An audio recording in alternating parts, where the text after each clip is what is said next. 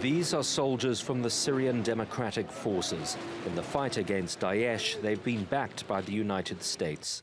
Turkey worries that the US is signaling the SDF will have a more permanent role in securing and running parts of northern Syria they control. And that's given Ankara added impetus for its operation in Afrin. The SDF is dominated by the YPG, linked to the PKK terror group.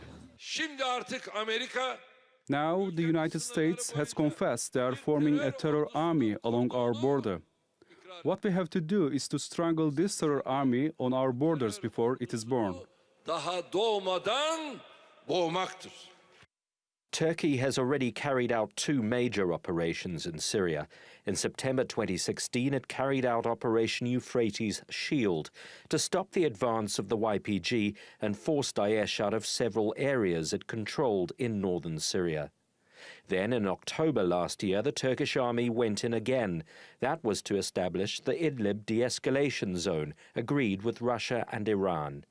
Now Ankara is planning to go into Afrin to tackle the YPG, which also has control of these other areas, the Euphrates and Jazira cantons.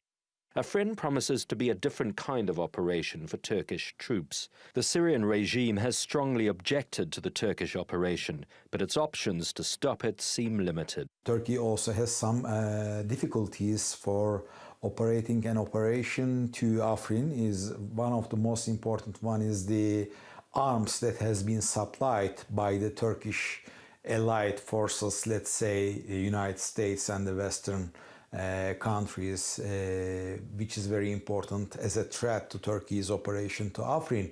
One of the biggest one is the Manbij, which will be used during the operation against Turkey and to its airplanes.